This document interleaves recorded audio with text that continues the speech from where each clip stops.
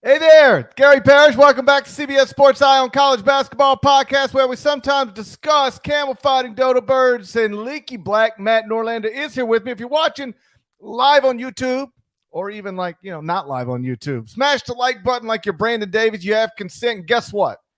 It's draft week. 2022 NBA draft is scheduled for Thursday night. No reason to think it won't go off as scheduled. As you know, we've spent the past few weeks profiling different prospects in the draft, specifically Chet Holmgren, Paolo Banchero, Jabari Smith, Jaden Ivey, Keegan Murray, Shaedon Sharpe, Ochai Agbaji, Benedict Mathurin, Jalen Duren. We got entire episodes on those guys, and now we want to focus on some of the other guys. So with that in mind, I have a series of questions for Deadleg. Are you ready to be put through a series of questions?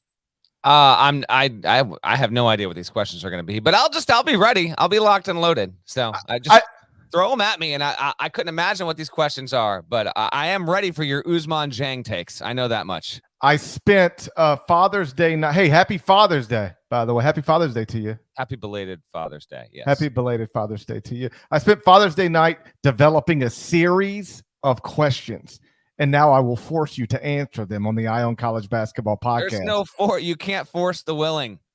I'm right here, willing and wanting. Okay, good, great. Let's start with this one. I have a series of questions. Five makes a series, I think. Mini-series. I have a mini-series of questions. Question number one. Because I'm trying to set this up where we can talk about people we haven't already talked about. I got it. That's the thought process behind this. Which player not named Chet Holmgren, Paolo Banchero, Jabari Smith, Keegan Murray, Jalen Duren, or Gary Parrish will be the best front court player from this draft? Take those guys, set them aside. Who's the best one left on the table? It is draft week. Welcome to the Ion Draft Podcast. Here we go. A few more episodes. If you have not already, seriously, go back and listen to our prospect ones. Get involved. Only 3 more days. And we're going to talk about guys that we do like that we didn't dedicate full-on episodes to. So for this specific question, I'm going to go off of my big board and my big board mock draft, which is a mock I do every year, where I try and project out my best guess at who will be the best NBA players when all of their careers are done. You know, I'm not trying to predict team behavior. I'm saying I don't care that people think Chet Holmgren's going to go second. I've got Chet Holmgren as going to be the 5th best player from this class when it's all said and done, which is still good, but I'm going to buy into some of the selling points on Holmgren. That's just one example. That'll be up later on Monday at cbssports.com. If you're watching this in real time on YouTube, if you're getting to this on Monday night, well, go and check your CBS Sports tab. Hey, YouTube. Draft is up there. My answer to this question, best front court player that's not Paolo, Chet, Jabari, Keegan, and Jalen Duren. I would say Mark Williams. I am in on Mark Williams. I have him graded as a top 10 player in this draft class.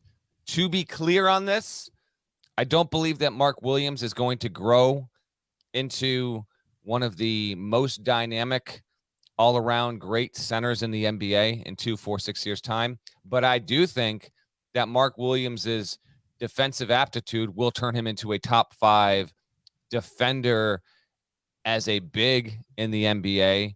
Very smart player, great length, good athleticism, really nice touch, will grow into a very good passer. I am in on Mark Williams' ceiling and long-term projection in the NBA. I have him 9th overall on my big board, so he is my answer. Who do you have, Gary Parrish?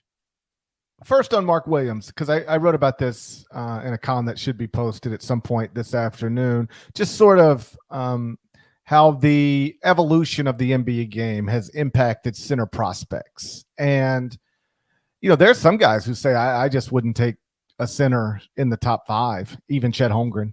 Like even though he's uniquely gifted, I got no use for centers who can't obviously guard in space.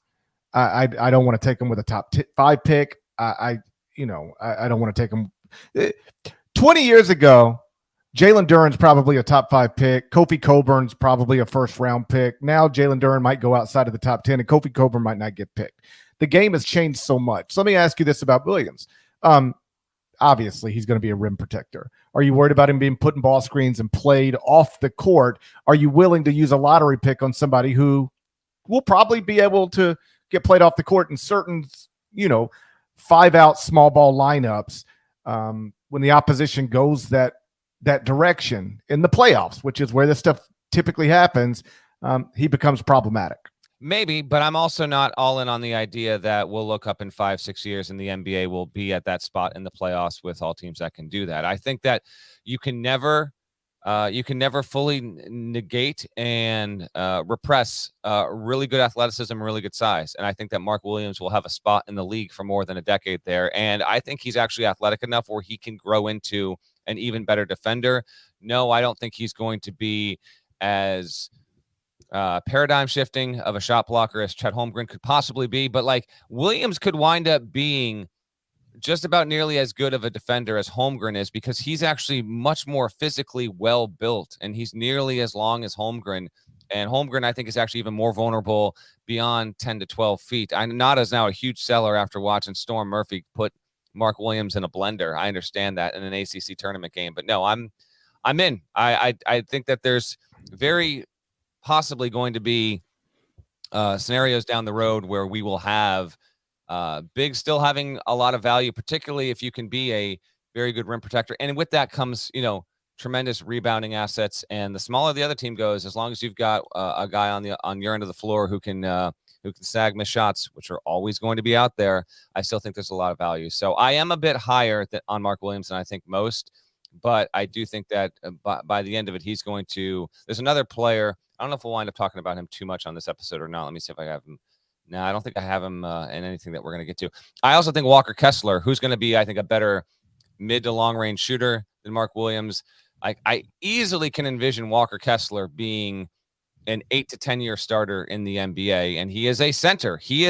But he has athleticism, he has touch, he has rebounding capability. He obviously is a very good rim protector, shot blocker. So there is still not just space for these guys in the NBA, but I think there's actually important roles that can be played. Some of it will be situational, but I'm in on Williams, top 10 prospect in this class as far as I'm concerned. Yeah, I think Kessler's got stretch capabilities. Like, I think we'll look up in 4 years and he's, taking a decent amount of 3-pointers and making it at a good rate. And obviously the rim protecting is there. This is interesting because I went with a different front court player and basically based it on a totally opposite perspective. You go with Mark Williams, who has a very defined skill set. And I do agree the things he's great at, he'll be really good at, if not great at. I went with Jeremy Sohan out of Baylor because he's a front court prospect who is a versatile defender, who is going to be able to guard in space, who is going to be able to guard smaller guys. And I think, play some small ball 5 as well. He's a 4. But he could probably, in time, play some small ball 5. And either way, you put him in ball screens, and he's going to be able to handle himself in that space. And so I don't know what else he becomes. The shooting, I guess he has potential, but he didn't shoot a good percentage from the free throw line, which is never a good sign. But I don't know that the shot is broken. It's just a matter of, he's young. He's got a lot of stuff to work on. And shooting would be the primary skill. But I think this is generally accepted logic from NBA front office people. Superstars are superstars. You can get one of them, take them. But outside of that, look for guys who can do something that translates clearly. And I think Sohan's ability to guard multiple positions in the front court is a translatable skill that's going to give him an opportunity to have a really long NBA career. All right, second question. Which player, not named Shaedon Sharpe, Benedict Mathurin, or Ochai Agbaji, is going to be the best wing from this draft? I think we're going to have the same answer. I'm going to say AJ Griffin. Shot 44.7% on 159 3-point attempts last season. That wasn't the most on Duke. Trevor Keels, I don't know what happened here. Trevor Keels took 173 3-pointers last season for Duke. He was good enough. I mean, he was 31%. He wasn't terrible, but he was whatever. Griffin is the guy. Also shot 55% from inside the three-point arc and was a 79% foul shooter. 6'6", in that 220 to 230 range. Some NBA evaluators have used one NBA evaluator used the phrase popcorn muscles. He's so well developed, and physically he looks good, but actually the play doesn't represent that in a lot of ways. He does not have a good defensive reputation. Some people do believe that he can eventually get there if he wants it, but makes really good reads off of screens. Great catch and shoot guy. Can have some creation there. His offensive rating last season was 127.1, according to Ken Palm. By the way, Mark Williams, 138.9, second in the entire sport, since we talked about Williams on that front. But no, I like Griffin here. Just a traditional, we call him a wing, but he is a shooting guard, particularly with the way that he has played there. There have been some injury concerns. I'll be fast. We didn't dedicate an episode to him. I think his range is 6 to 12, probably. Tough to really pin him down in terms of where he's going to go, and if any team will either move up or move out and find themselves like staring at the 8th pick, 10th pick, and he's still there and he winds up going. But I think he's got the best chance. He does have lineage. His father played in the NBA. Father was actually a different kind of player, so doesn't really take a ton after dad. But yeah, the shooting is just undeniable. Great looking stroke, high arc, good release. I saw him in person. Geez, I'm looking at the schedule now. 5, 6, 7, 8, 9, 10, 11 times in person this season. So I saw him and or Duke plenty of times. So he would be my most likely pick. And I'm going to maybe you'll surprise me, but I figured that's who you're going with here too. I went with AJ Griffin as well for, largely the same reasons. I mean, he's an athlete who can shoot. Like what is not to like about athletes who can shoot? Same reason I'm really high on Benedict Mathurin, an athlete who can shoot, who's got, size on the wing. I think Mathurin's a little bigger, taller. I should say taller, maybe not bigger. But yeah, son of an NBA player who's now an NBA coach. Like he checks a lot of boxes. This is a guy who, will he be a star? Maybe. I sort of roll my eyes when people start ruling out stardom.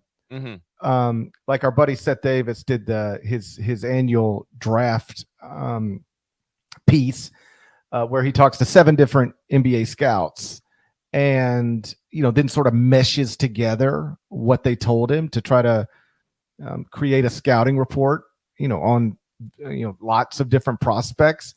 And and it's sort of, these are the concerns, these are the things that we believe in, and it's really well done. It published this morning. If you haven't read it yet, you should.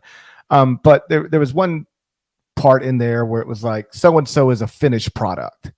Like none of these guys are finished products. Like, sometimes you'll see he's 22 years old. He's a finished product. Name me one great basketball player who didn't get better after the age of 22. Like literally one. Mm-hmm. Like one. Name one. So the idea that he's a 22-year-old finished product, and I'm not talking about AJ Griffin here, obviously, because he's young, but the idea that any of these guys are finished products is just wild to me. So will AJ Griffin be a star? I'm not sure, but he's I think got star potential. And if you've got star potential, that's how you end up getting picked somewhere between, as you put it, 6 and 12. Yeah, we're on the same page with this one. Third question: which player not named Jaden Ivey will be the best point guard or combo guard from this draft?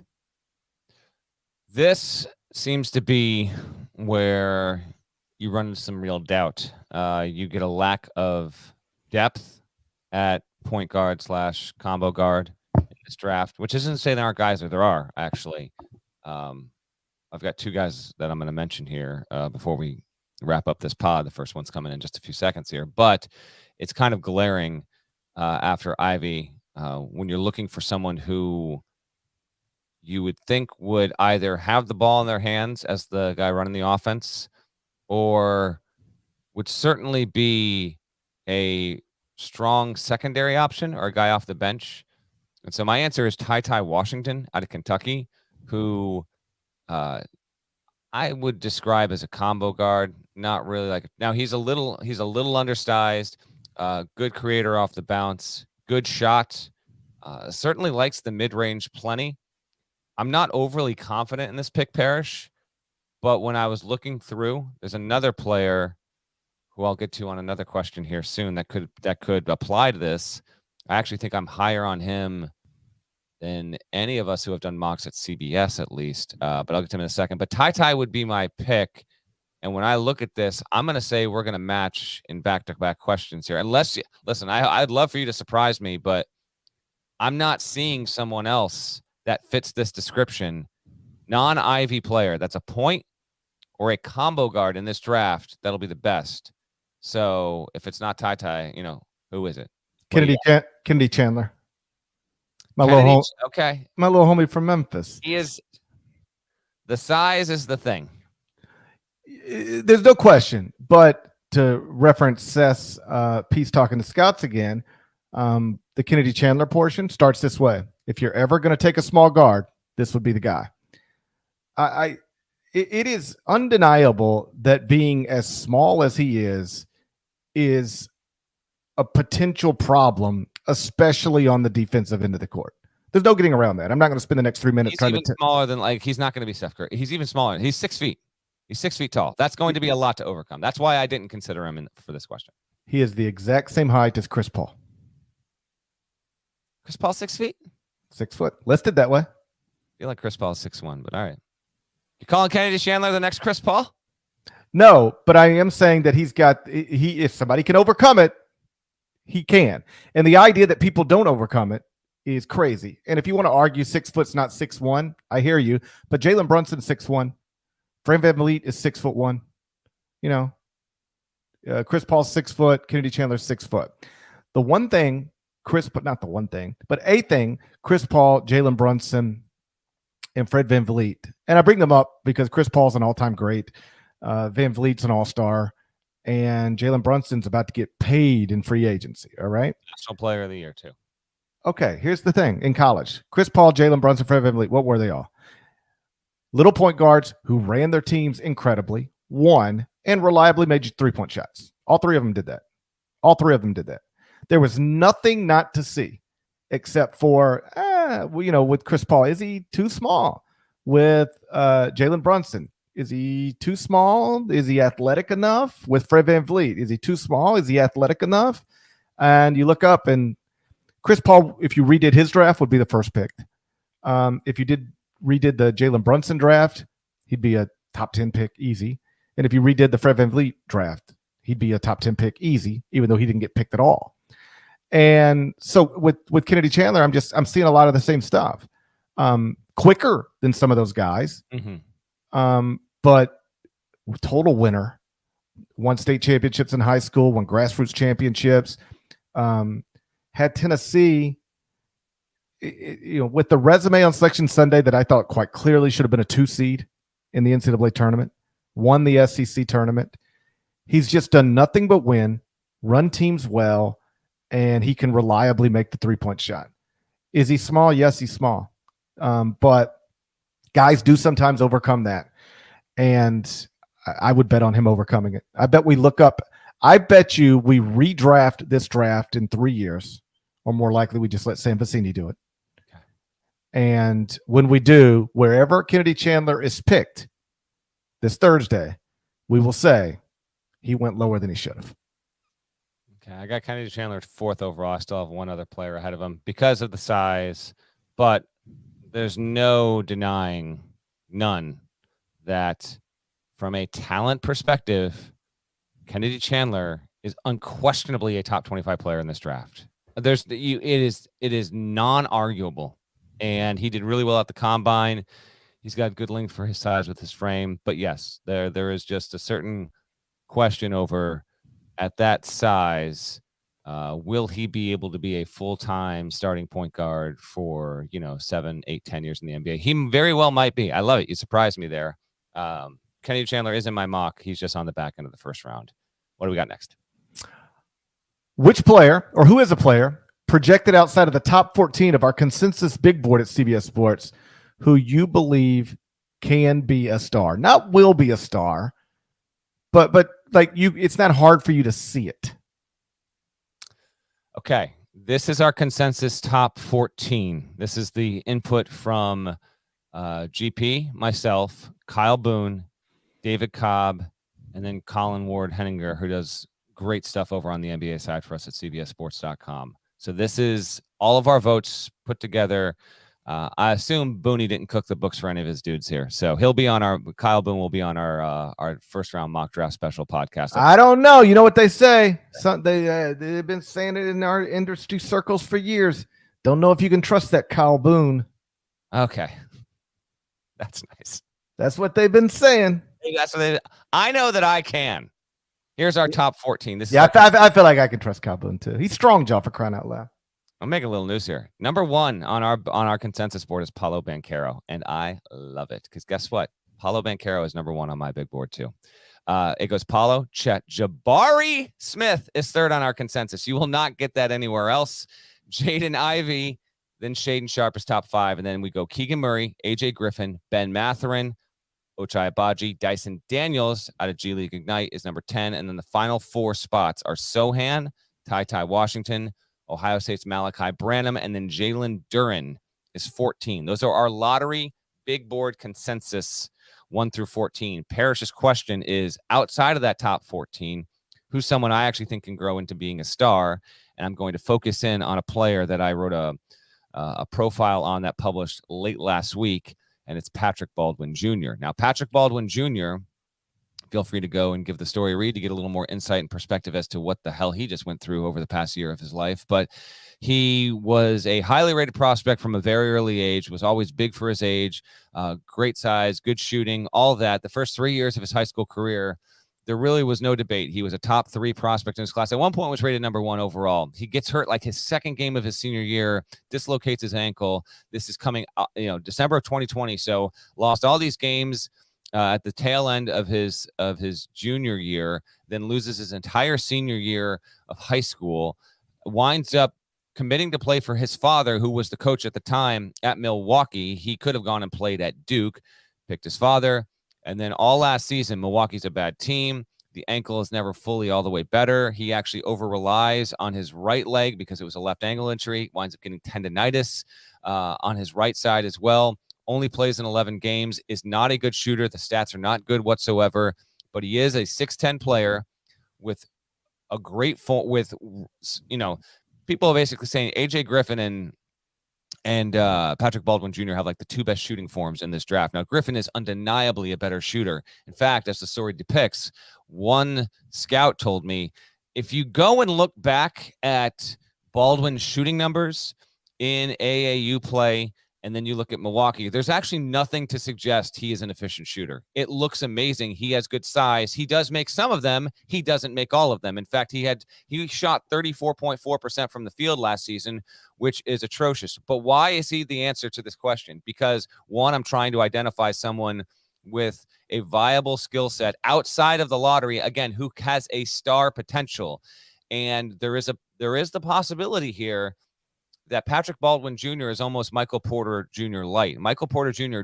played like 3 games in college. Now, Porter he had a better high school reputation in terms of being a player than Baldwin, but they have had similar paths. Now, Porter slipped all the way to 14 after thinking that he could go anywhere from like 4 to 8 on draft night. He went all the way down to 14. Baldwin will not be in the lottery. I don't think he'll go in the top 20. Boone has him at 20 in his latest mock draft, but if he can come off this year and he's getting like a flurry of requests to get workouts in like a few days before the draft here, teams are either getting nervous or they're showing their hand because he's only worked out heading into last week, Jeep, for like 7 or 8 teams.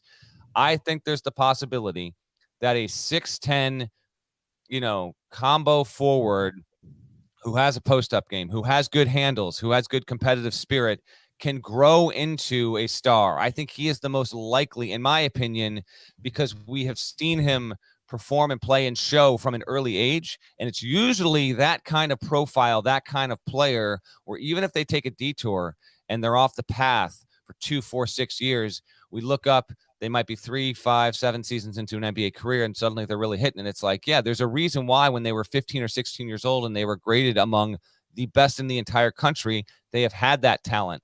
I'm not saying it will happen. I do have Baldwin in the top 20 on my big board because I'm going to buy in on him paying off eventually. Last season was super weird. He picked the wrong spot, but I think he can grow into a really, really good number 2 option on the team. It's a gamble, but I'll take that gamble. He's my answer. I can remember at some point in the season, because like at one point last offseason or whenever his recruitment was heating up, like Patrick Baldwin's a big story in the sport. Like we talked about it on the podcast. I wrote a column about him picking Milwaukee to play for his father, a column that included me endorsing his decision. Turns out we were both wrong, although I understood the reasons behind it. But I remember, like, I don't know, maybe it's middle January, early February, and I'm like, yo, I hadn't even thought of Patrick Baldwin. Not one time this entire season. Like, he has just disappeared, and for all the reasons you pointed out. I like that as a possibility. You know, I think other guys you could throw out for similar reasons. Kendall Brown, I don't know how good he is. He wasn't great at Baylor, but you know, these guys who were extremely heralded 5-star prospects who maybe weren't what they were supposed to be in their one and only years of college, you can sort of buy low on them in this draft if you believe there's something there. If you believe that whatever it is made these guys 5-star prospects coming out of high school is still something worth grabbing onto, you can get them at a pretty good price, so to speak. Zaire Williams is an example of this in the 2021 NBA draft. Horrific freshman season at Stanford. The Grizzlies basically disregarded his entire freshman season and just said, we're going to draft him off what we thought he was coming out of high school. And it's still not clear if that was good or bad. He was taken with the 10th pick. I mentioned Sam Vecini earlier. He redrafted that draft within the past couple of weeks, and I believe had Zaire going a little lower, not much lower, but a little lower than where he was actually picked. But he had a pretty good rookie season. Like, he played meaningful minutes, started games for a team with the second best record in the NBA. So any guy like that makes some sense. And so my actual answer to this question would be Kennedy Chandler, but we've talked about that. Another option, Jaden Hardy. He didn't have a bad freshman season because he didn't play college basketball, but he was with the G League Ignite and didn't really do much to help his draft stock. Shot 26.9% from 3. But you know, a lot of that, according to evaluators who have spent a lot of time watching G League film, is shot selection. Just like, can you rein it in a little bit? Not that he's a bad shooter, just takes a lot of bad shots. If you take a lot of bad shots, unless you're Steph Curry, you're going to miss them at a pretty great rate. So there are things that have to be resolved, improved, but this is a guy who a year ago some people thought could be a top 10 pick. And if you can get him, you know, in the 20s, which I think is probably possible, certainly late teens, 20s, he's the type of player I could envision exceeding his draft slot and yeah, for these purposes, maybe becoming a star. All right, question 5. Who is a player projected outside of the top 30 of our big board you believe will still be in the NBA in 8 years? Because I know it's like, you know, Draymond Green was a second-round pick. Giannis Antetokounmpo was drafted here. You know, like, let's try to find these stars in places where Nikola Jokic, second-round pick. Let's try to find these stars in places where stars aren't normally picked. That's so rare. It almost never happens. It does happen sometimes, but it's not a normal thing. So I don't want to set the bar at star for a guy outside of our top 30. Like, hey, you just look up at 8 years and he's still a meaningful player in the NBA. Who's that guy for you? My highest rated player that's not in our consensus top 30 is the guy I have at 21, who I think will be the second best or third best combo / point guard, and that is Gonzaga's Andrew Nemhart. 6'5", good size, really good passing acumen, shot 38% from 3 this past season, really good overall basketball IQ. To me, he is a no-brainer first-round grade. I don't believe he will get taken in the first round, although it wouldn't stun me actually if he did on the back end. But there's the buzz at this point doesn't indicate that's where he's going to go. But I just see him as a steady, long-term NBA player. He has been projected as an NBA level type of guard since his time when he started at Florida. He's taken a different road to get there. I don't see him as a star. I don't necessarily see him as someone who's going to start more seasons in the NBA than not. But I think he can be a good shooter at the second and third level. I think that will happen. And then when I consider his size, his passing acumen, I'm going to trust that he is my pick, my highest rated player that's not on our top 30 consensus board. I went with Christian Braun. 6'6" guard, wing, who maybe wasn't an AJ Griffin level shooter or even Ochai Agbaji level shooter in his time at Kansas, but did shot it pretty well. 38% from three in 3 years at KU, and in one of those seasons, I believe was above 40%. Better athlete than I think some might realize. Can guard multiple positions, like a role player, sure. But as we talked about before, wings with size like 6'6", he's 6'6". I'm not talking about a 6'3" wing here. 6'6", guy who can guard multiple positions, and I think be a reliable 3-point shooter. Like those guys you can't have too many of them, and I think he can be one of them. Like Christian Braun might get picked in the second round. I'd say late 20s is about as high as he goes. In the 30s or 40s is possibly where he goes. But I genuinely believe we look up in 8 years and he's still in the NBA, and a lot of guys picked before him just won't be anymore. Maybe his ceiling's not as high, but he does some things that, and we touched on this for weeks now. He does some things that are obviously translatable, and I think he does those things well enough he's gonna stick in the league for a while. Brown's a fascinating one. Don't really quite know where to do and where to put him. He is not on my top 30, but he was in consideration there. So, I got him like in the 32 to 35 range. It's obviously a reasonable slot. I know those are the five you have. I've got a few names that are like likely, if not lock, second rounders, if not guys that might not get picked. I will take this question real quick. Volfan205 asks, what is the most out there belief that you have about a player in this draft that is crazy, but you think it's going to happen? He says, I think Jalen Williams out of Arkansas, that Jalen Williams is going to be an all-star at some point. I'm a huge seller on Jalen Williams from Arkansas. I'm all in on Jalen Williams from Santa Clara. But my answer to that question is, I think that Isaiah Mobley out of USC is going to easily be a top 30 prospect when all said and done. When we look back at 10 plus years from now, and Isaiah Mobley might not get picked. If he does, it's going to be 45 or lower probably, but I am way in on him. In fact, the three players that are projected to go in the second round that I have first round grades for, Arizona's Christian Koloko, who has such tantalizing defensive upside. Again, yes, you can pigeonhole a lot of what he does, but he can be just an awesome defensive presence, really dynamic, guard 4 positions. Love Koloko. I think he should go in the first round, even though offensively there's a lot to work out there. Mobley, I don't have that far behind. And then another one, I've just seen the guy play in person plenty of times. He's got NBA size. He's got an NBA stroke. What's weird is he was better from 3 than he was from the line and from 2-point range. But I am buying an 8 to 10 year career for UConn's Tyrese Martin. I would also have a first round grade on him, which is, again, it is a gamble, it is a leap, as my mock draft will explain. All these mocks you see, and this is through no fault, it's just a natural way of things.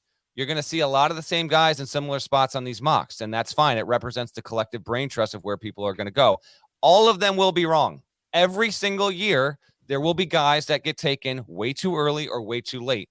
So with my big board mock, what I am trying to do is, one, have a little bit of fun with it, but also try and identify, listen, there will be guys that get taken the second round or not taken, period, that will prove to be top 20 to 30 players in this draft class. To me, the guys that are most likely to do that are like Nemhart, Koloko, Mobley, Martin. I'm pretty in on Wendell Moore Jr. out of Duke. I think he should go first round. I've gotten feedback that says maybe not. So those are just some names from me. We saw a user question there. I don't know if there's any other guy, GP, that you just like that we haven't touched on that either you think is late first round or second round that you've been looking at, but the buzz isn't there, but maybe he'll grow into that down the road. Yeah, well, like Kennedy Chandler is obviously one for me. I'm higher, as established in a previous episode, on Ochai Agbaji than most. I think Agbaji is going to be one of the 10 best players from this draft. I agree. And he's the one I believe in Seth's piece where somebody said, "Hey, he's a finished product." Well, no, he's not. He's just not. No, I don't. I'll keep it as simple as I can keep it. Every really good NBA player, even good NBA player, was not a finished product at 22. Literally none of them. None of them. Anthony Bennett was the only finished product. But not good. I know. But he was finished. He was finished. He was definitely finished, but not good. So I'm higher on Abaji than most. I'm a believer in Kennedy Chandler. And I think Christian Brown. Like, I'm a believer in Christian Brown. If you want one prediction, here's one. Whoever is picked number 1 in this draft will not be the best player in the draft from the draft. I love that prediction. It echoes something. I'm not going to give away the whole thing here, but yes, to kind of sidle up with you on that, we know the top 3, whatever order they go in: Jabari, Chet, Paolo. The likelihood, the chances that Jabari, Chet, and Paolo in any order are the 3 best players from this draft are tiny. There's going to be at least one player and probably 2 or 3 players that wind up being better than at least one of those guys. When we look 10 years from now, it's all viable that they should be 1, 2, 3 in this draft. But it just normally doesn't shake out that way. And they're 3 bigs. You're telling me the 3 best players from this draft are going to be 3 big men with where the NBA is going? It's not impossible. It's highly unlikely. There will be at least one of those 3 that won't be a top 3 player. Probably 2 of those 3 won't be top 3 players. They could be 4 and 5. They could be 4 and 7. They could be 5 and 11. I think it's likely at least one of them is a top 3 player in this draft. But to ask all 3, Parrish, you agree, right? There's the chances of that are so low, even if it's reasonable to have those guys top 3. Well, I think you could do that with basically any draft. Just say, I don't think the top 3 players that are going to be selected are going to be the 3 best players from this draft. That is usually, if not always, going to be true. But sure, like I was on radio in Sacramento last week. They've obviously got the 4th pick, and I said, I said, this might sound like I'm contradicting myself, but like, just here's what I'm saying.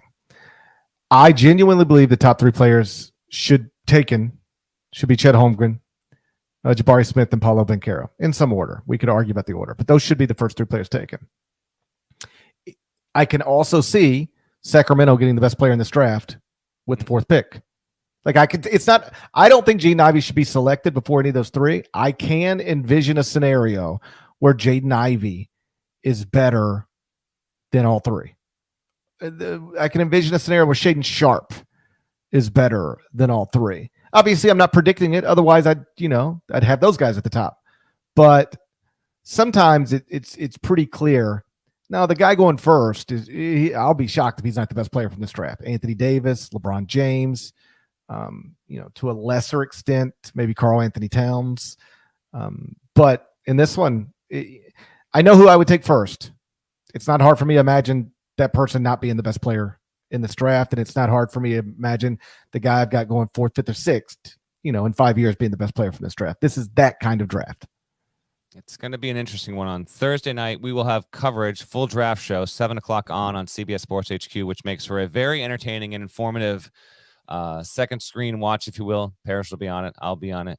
Adam Finkelstein, Avery Johnson. So we're looking forward to that. But before we get to that, well, let me stop you there. That starts at 7:00 Eastern. I'm trying to figure out what time I got to get to Stamford, Connecticut. Our draft show starts at 7 Eastern. Yeah, 7 Eastern. I'm off the radio at 7 Eastern. Ooh, this is getting difficult. How long does it take to get from Midtown Manhattan to at that hour to Stamford? Get to the chopper, my friend. I'm going to need the CBS helicopter. You're going to need a chopper. Yeah, that's not good. We will have a mock draft episode coming for you on Tuesday with Kyle Boone.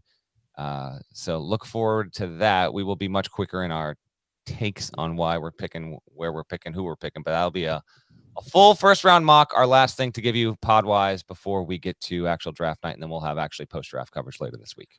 Woohoo! Shouts to Devin Downey. Shouts to Chester, South Carolina. Shouts to Huck and Larnell. And thank you guys for listening once again to the Eye on College Basketball Podcast. If you're not subscribed, please go subscribe anywhere you subscribe to podcasts, including Apple Podcasts, Spotify. Leave a nice review. 5 stars. Type some words. There's more of us than there are of them, and it must be reflected in the comments. Breaks my heart. People in the comments sometimes trying to act like there's not more of us than there are of them. That's a lie. There's more of us than there are of them. Don't let them trick you. A lot more. I had someone come up to me at a Dave Matthews Band show on Saturday in Hartford, which I went to. Solid show, by the way. Stone tour debut. We love it, but someone came up to me beforehand. There's more of us than there are of them. Shout out to TJ. Listens to this pod. So there we go. At the Final Four, people are just yelling. I'd just be walking down the street. People just be yelling it at me, which I appreciated. It's good to hear. We'll talk to you again real soon. Till then, take care.